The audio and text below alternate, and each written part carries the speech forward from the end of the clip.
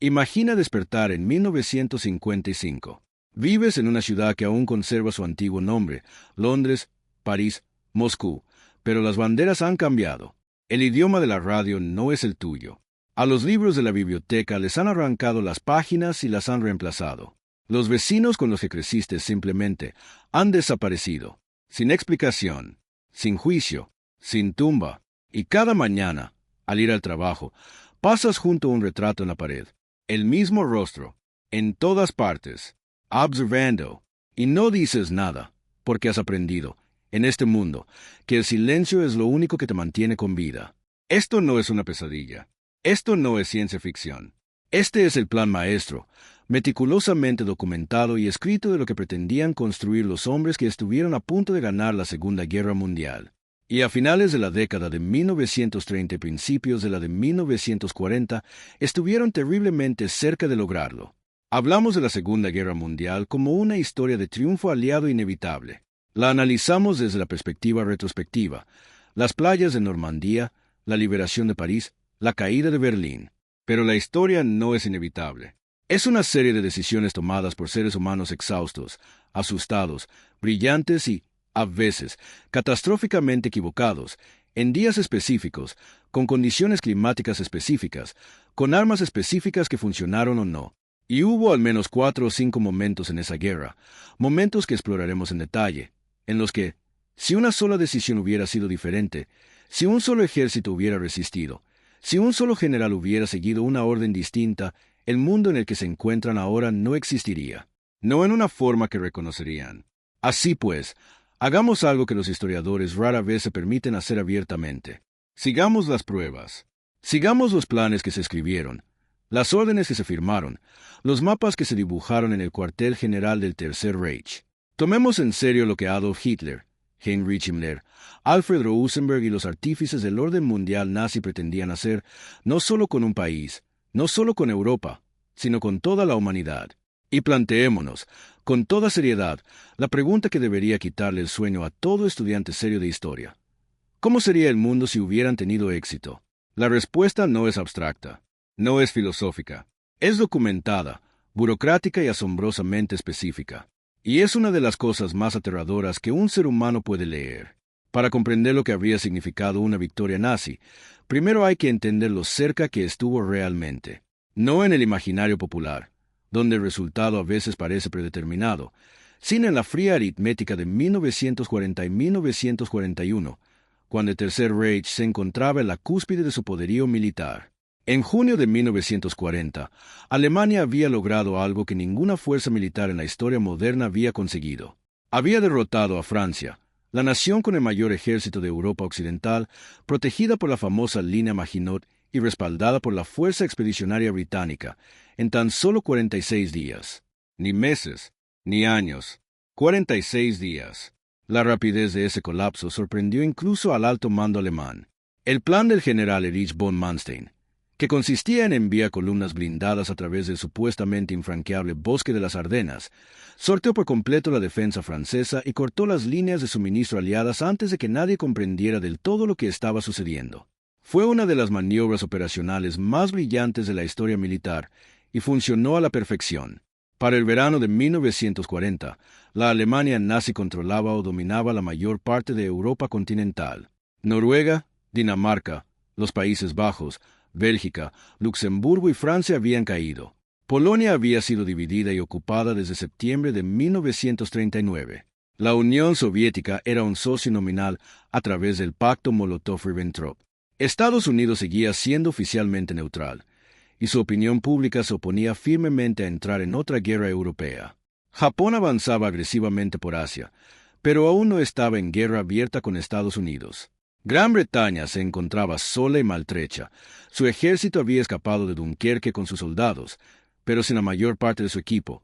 64.000 vehículos, 20.000 motocicletas y casi 2.500 piezas de artillería abandonadas en las playas francesas. En julio de 1940, Adolf Hitler pronunció un discurso en el Reichstag de Berlín en el que ofreció a Gran Bretaña lo que denominó una oferta de paz. Confiaba plenamente en que Winston Churchill la aceptaría. Creía sinceramente que la guerra en Occidente había terminado. y en el gabinete británico de aquel verano, no estaba claro que estuviera equivocado. Hubo debates serios y documentados entre altos cargos británicos, incluido el secretario de Asuntos Exteriores, Lord Halifax, sobre la conveniencia de negociar un acuerdo. Los argumentos no eran cobardes, sino racionales. La situación de Gran Bretaña era objetivamente desesperada. Si la opinión de Halifax hubiera prevalecido, si Churchill hubiera sido desautorizado, la guerra en Occidente habría terminado en 1940 en los términos alemanes, con Gran Bretaña neutralizada, su imperio intacto pero su influencia perdida, y Europa atrapada indefinidamente en una esfera de poder nazi. En junio de 1941 tuvo lugar la Operación Barbarroja, la invasión alemana de la Unión Soviética, la mayor operación militar de la historia. 3 millones de soldados alemanes y del eje, 3.600 tanques, 2.700 aviones y más de 600 caballos se desplegaron simultáneamente a lo largo de un frente de 2.900 kilómetros. En los primeros 6 meses, la Wehrmacht destruyó o capturó a más de 4 millones de soldados soviéticos. El Ejército Rojo perdió más hombres en esos meses que los que Estados Unidos perdería en toda la guerra. En diciembre de 1941, las fuerzas alemanas estaban tan cerca de Moscú que algunas unidades podían divisar las torres del Kremlin con binoculares. Stalin ya había enviado funcionarios del gobierno al este, a la ciudad de Kuibysev, preparándose para la posibilidad de que Moscú cayera. Al final, no cayó. La contraofensiva soviética de diciembre de 1941, el crudo invierno ruso y la sobreextensión de las líneas de suministro alemanas cambiaron el rumbo de la guerra. Pero el margen fue tan estrecho que historiadores de renombre han dedicado décadas a debatir qué decisión o acontecimiento resultó decisivo. El retraso provocado por la campaña de los Balcanes en abril de 1941 le costó a Hitler 6 semanas cruciales antes del lanzamiento de la Operación Barbarroja. 6 semanas que podrían haber significado la caída de Moscú antes del invierno. Un fallo de inteligencia provocó que las fuerzas alemanas subestimaran las reservas soviéticas por un factor de 2 o 3. La decisión de Hitler de desviar las fuerzas blindadas hacia el sur, en dirección a Kiev, en lugar de directamente hacia Moscú en agosto de 1941, una decisión que enfureció a sus generales, pudo haber sido el error estratégico más trascendental de la guerra. No se trata de reabrir las mismas batallas. Se trata de comprender, con verdadera seriedad intelectual, que el resultado no estaba predeterminado. Podría haber sido diferente. Y necesitamos comprender qué significaba realmente el otro camino, porque quienes construyeron ese otro mundo fueron extraordinariamente precisos en sus planes. Heinrich Himmler no era un soldado. Era un granjero de pollos de Baviera que se convirtió en el administrador más poderoso de asesinatos en masa de la historia, como Reichsführer, jefe de las SS, que para 1941 controlaban no solo el sistema de campos de concentración, sino también sus propias divisiones militares, su propio servicio de inteligencia y su propio imperio económico.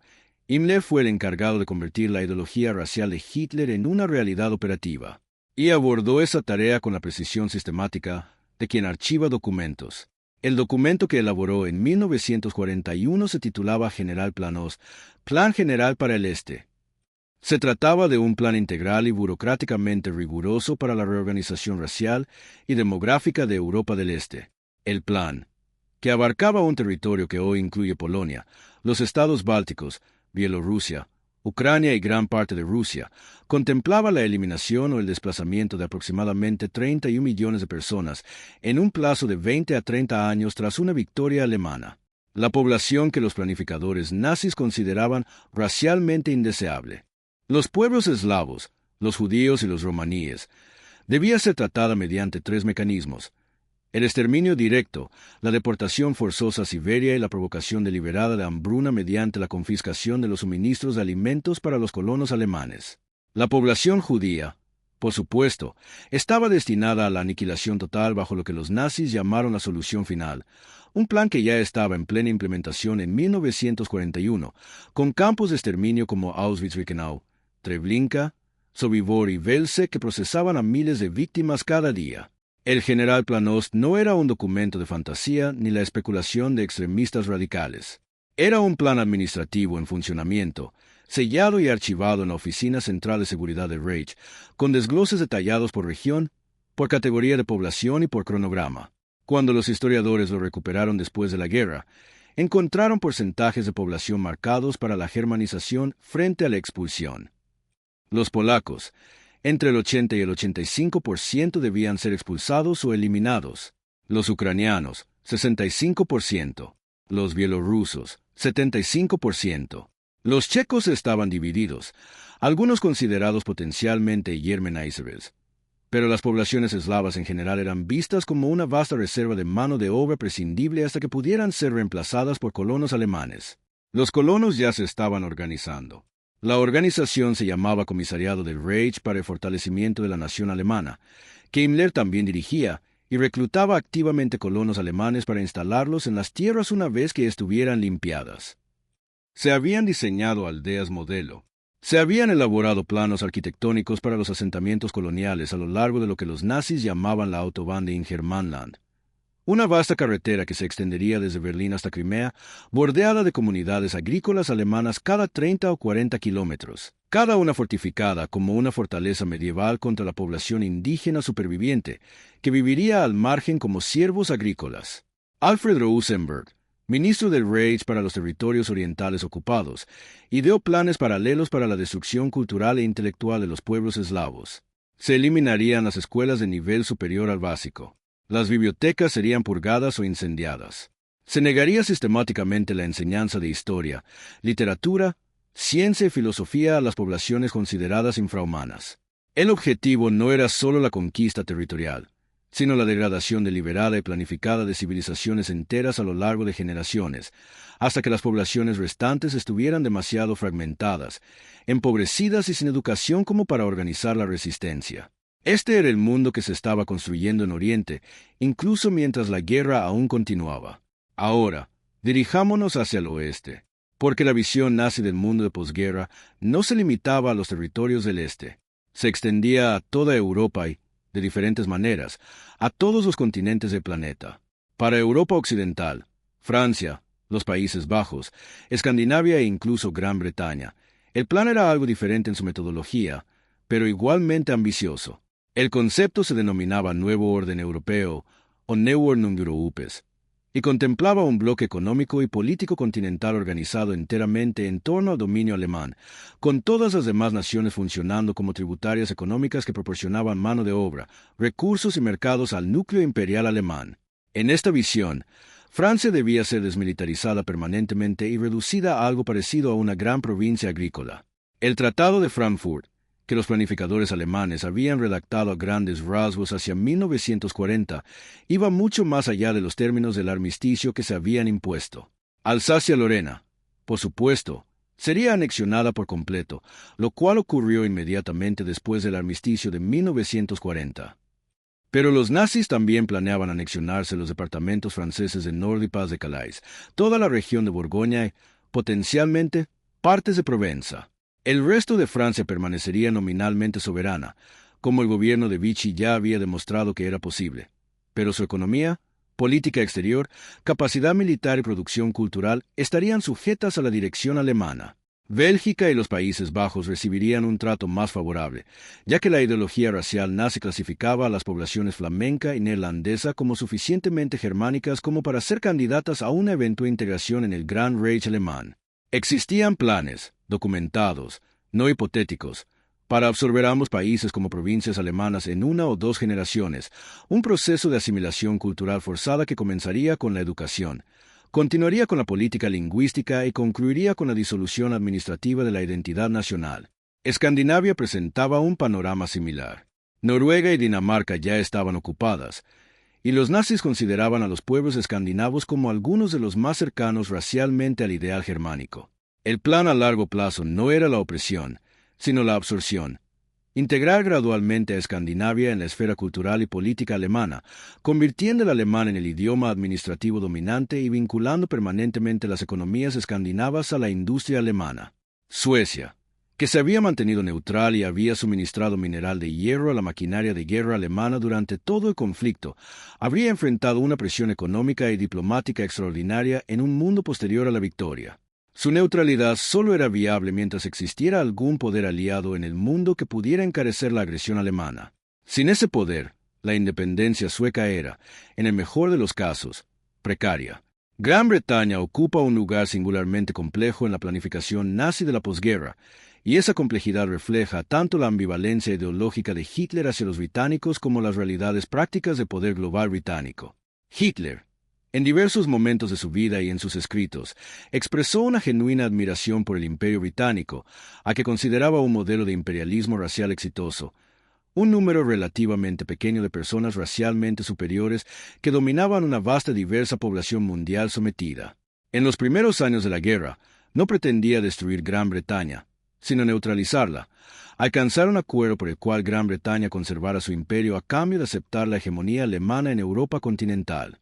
Pero los documentos existentes sobre el escenario de la derrota británica, que se contempló con mayor seriedad tras la batalla de Inglaterra en 1940 y de nuevo tras el fracaso del Blitz en doblegar la moral británica, son reveladores.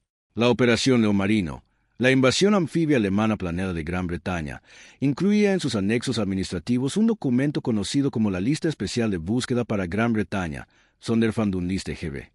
Una lista de aproximadamente 2.800 ciudadanos británicos prominentes que debían ser arrestados inmediatamente tras un desembarco alemán exitoso. La lista incluía, por supuesto, a Winston Churchill. También incluía a Bertrand Russell, H. G. Wells, Sigmund Freud, que había escapado de Viena a Londres, Noel Coward y el líder de los Boy Scouts, Robert Baden-Powell. 6 grupos de acción de las SS, Einsatzgruppen, ya habían sido organizados e instruidos para operar en Gran Bretaña, replicando el papel asesino que desempeñarían en la Unión Soviética. Las implicaciones de este paralelismo no requieren mayor explicación. Una Gran Bretaña derrotada y ocupada habría visto a su población judía, aproximadamente 330.000 personas en 1940, sometida a las mismas medidas que ya se imponían en toda la Europa ocupada. Su clase intelectual y política habría quedado diezmada. Su imperio, Canadá, Australia, India, Sudáfrica, la vasta red de territorios que aún convertía a Gran Bretaña en una potencia verdaderamente global, habría entrado en un periodo de administración alemana o de disolución activa, dependiendo de qué facciones alemanas prevalecieran en las luchas de poder de la posguerra que inevitablemente habrían seguido. Sería una auténtica superpotencia mundial. Su armada, expandida gracias a los astilleros y recursos capturados de una Europa conquistada, desafiaría el dominio marítimo estadounidense en el Atlántico.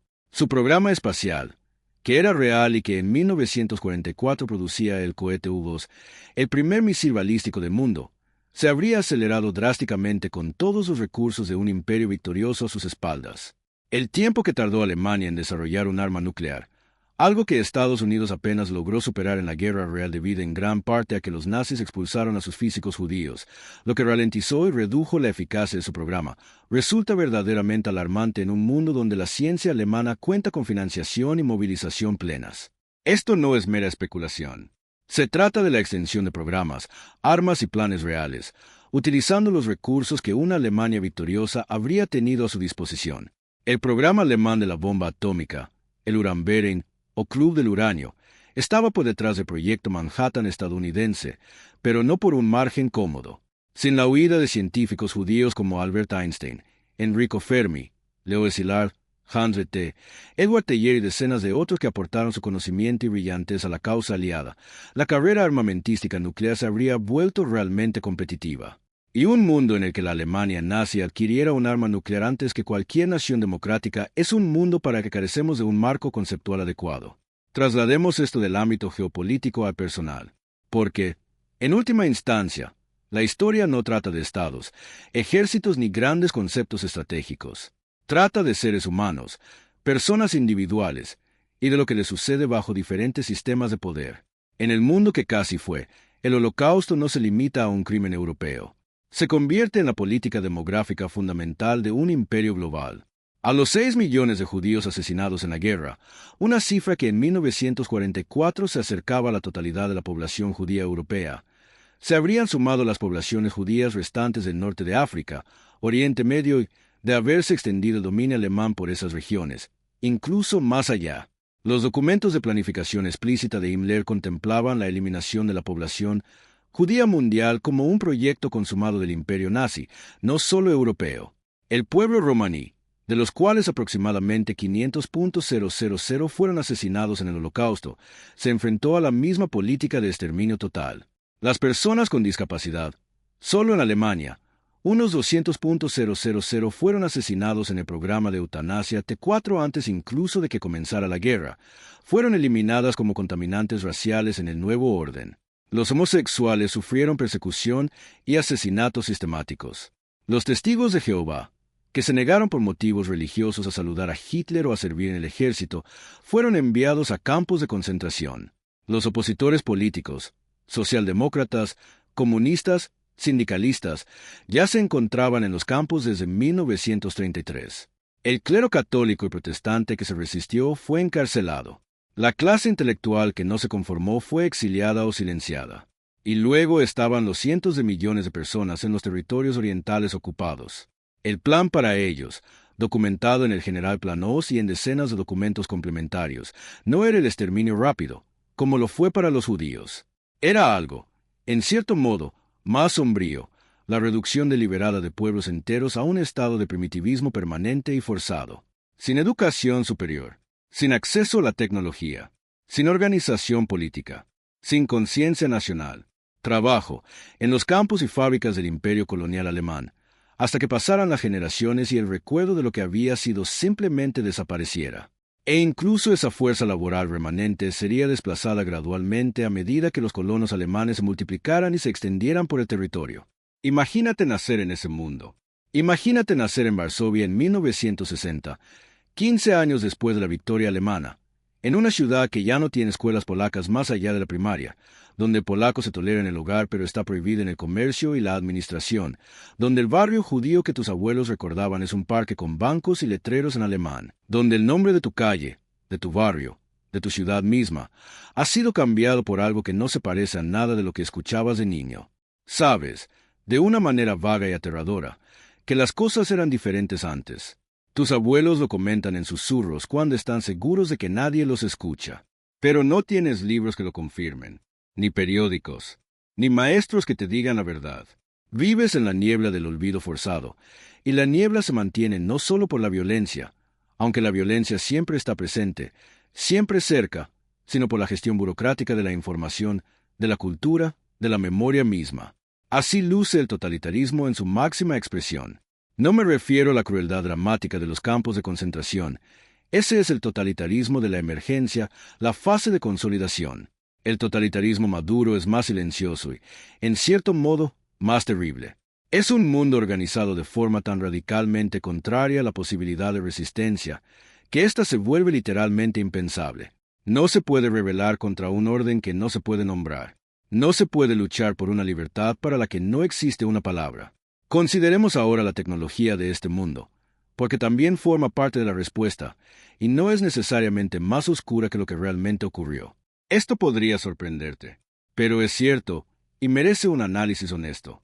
El Estado nazi fue un poderoso motor de desarrollo tecnológico en ciertas áreas. El cohete V2, desarrollado en Peenemünde bajo la dirección de Werner von Braun, no era solo un arma, sino el primer objeto en la historia de la humanidad en alcanzar el espacio. La tecnología que los estadounidenses capturaron al final de la guerra, junto con los científicos que reclutaron en la Operación Paperclip, entre ellos el propio von Braun, sentaron las bases de la NASA y del programa espacial que llevó al hombre a la Luna en 1969. El motor a reacción, el misil balístico, los avances en cohetería, química, combustible sintético, óptica avanzada y diversos campos de la física fueron impulsados por las exigencias de la maquinaria bélica alemana.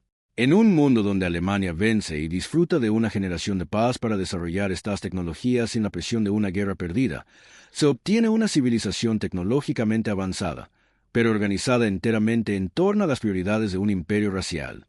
El espacio se coloniza para la gloria del Reich. La medicina avanza, pero en beneficio del pueblo alemán, definido racialmente, y sus aliados aprobados, no para la humanidad en su conjunto. La informática se desarrolla. Los alemanes contaron con Konrad Zuse construyendo computadoras programables durante la guerra, y sin las interrupciones bélicas, ese desarrollo se acelera. Pero las computadoras sirven a las necesidades burocráticas de un imperio basado en la vigilancia y el control. Internet, tal como existe en la actualidad, se construyó sobre ARPANET, producto de la investigación estadounidense en defensa durante la década de 1960, impulsada por la Guerra Fría con la Unión Soviética. En un mundo sin la Unión Soviética como gran potencia y sin las estructuras institucionales específicas del sistema universitario de investigación estadounidense, profundamente moldeado por los científicos refugiados que huían de la Europa nazi, ¿surgiría la Internet conectada, abierta y accesible que habitamos? Casi con toda seguridad, no en ninguna forma reconocible. La tecnología de las comunicaciones en un orden mundial nazi sirve a las necesidades de control centralizado, no al intercambio descentralizado de información. El compromiso ideológico con la censura y la propaganda es incompatible con la arquitectura abierta de Internet tal como funciona en la práctica. La ciencia misma sufre en un mundo organizado por la ideología racial. El rechazo de la física judía, que desestimaba la relatividad y la mecánica cuántica como ciencia contaminada por prejuicios raciales, ya había perjudicado a la física alemana durante la guerra. Einstein, Bohr, los rivales de Heisenberg, toda la tradición de la física teórica que hizo posible la revolución científica del siglo XX, gran parte de esta tradición era judía, o tolerante con sus colegas judíos, o simplemente comprometida con el intercambio científico abierto, incompatible con el control ideológico.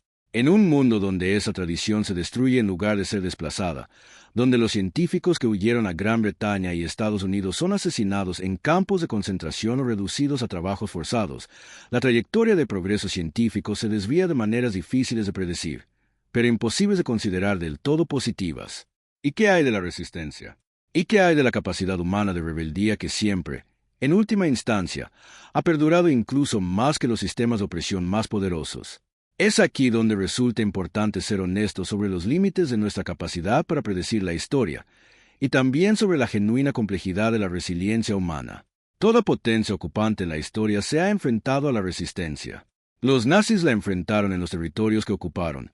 La resistencia francesa, los partisanos yugoslavos, el ejército nacional polaco, las redes partisanas soviéticas tras las líneas alemanas. En un mundo de victoria alemana total, parte de esa resistencia habría continuado. La gente no acepta sin más la aniquilación de todo lo que es y ama sin luchar. Pero la matemática de la represión es crucial. La ocupación nazi se enfrentó a la resistencia mientras libraba una guerra mundial, lo que limitó los recursos que podía destinar a la pacificación total de los territorios ocupados. Un imperio nazi victorioso, con la guerra terminada y sus recursos industriales plenamente disponibles para la seguridad interna, habría tenido la capacidad de reprimir la resistencia de maneras cualitativamente más exhaustivas que las que realmente empleó. Solo las SS, para 1945, habían crecido hasta alcanzar casi 1 millón de miembros. Sin la guerra que absorbiera esa mano de obra, se convierten en un aparato de seguridad interna de una magnitud y capacidad asombrosas. Si a esto le sumamos todos los recursos del estado de vigilancia de Himmler, las redes de informantes del SD, el servicio de inteligencia de las SS y la estructura de imposición del terror del sistema de campos, se empieza a comprender por qué los historiadores serios son cautelosos al asumir que la resistencia necesariamente habría tenido éxito. Dicho esto, la historia nos enseña una lección absolutamente constante. Los sistemas de opresión total contienen en sí mismos las semillas de su eventual fracaso. Generan ineficiencias, contradicciones, corrupción interna y costos humanos que se acumulan con el tiempo y terminan desestabilizando incluso las estructuras aparentemente más poderosas. La Unión Soviética duró 74 años. El Imperio Romano perduró, en diversas formas, durante siglos, pero acabó cayendo. Incluso si imaginamos la versión más oscura posible de una victoria nazi, no necesariamente imaginamos una oscuridad permanente, sino una oscuridad de extraordinaria profundidad y duración, de la que el surgimiento hacia algo mejor tendría un costo humano casi inimaginable. Y ese, quizás, sea el aspecto más importante a tener presente al reflexionar sobre esta historia. El costo. Medimos las alternativas históricas no en función del placer abstracto de la especulación intelectual, sino en términos de sufrimiento humano.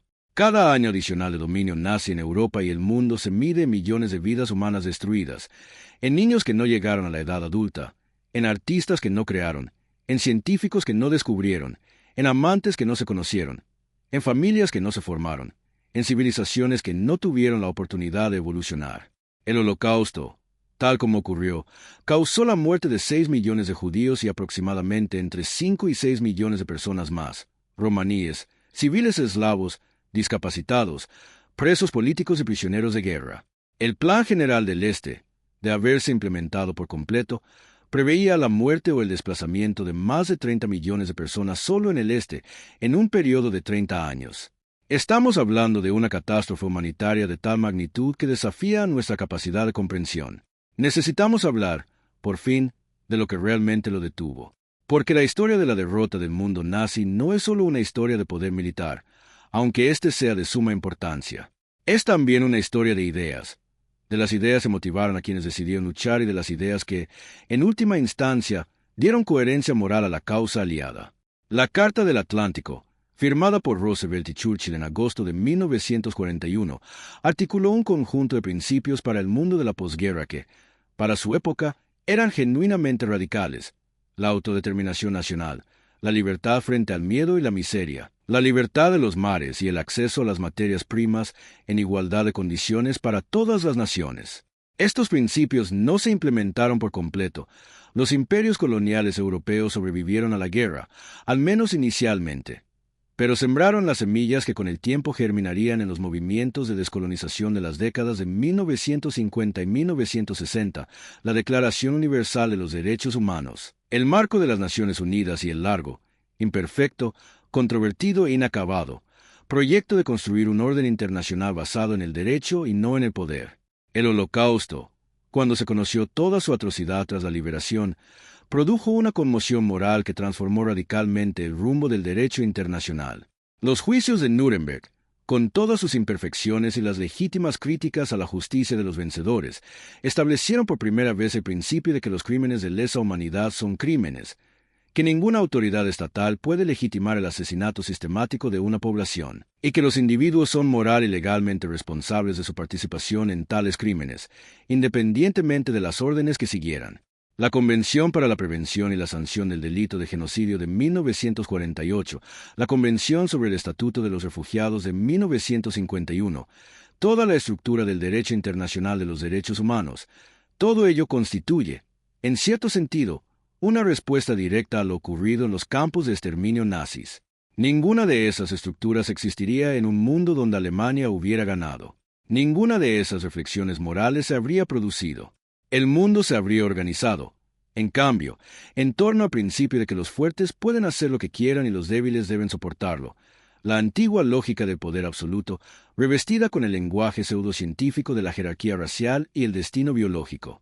El mundo democrático en el que vivimos, imperfecto, controvertido, frecuentemente hipócrita, a menudo incapaz de estar a la altura de sus propios valores declarados, es, sin embargo, un mundo que encierra en sí mismo el concepto de dignidad humana como principio universal.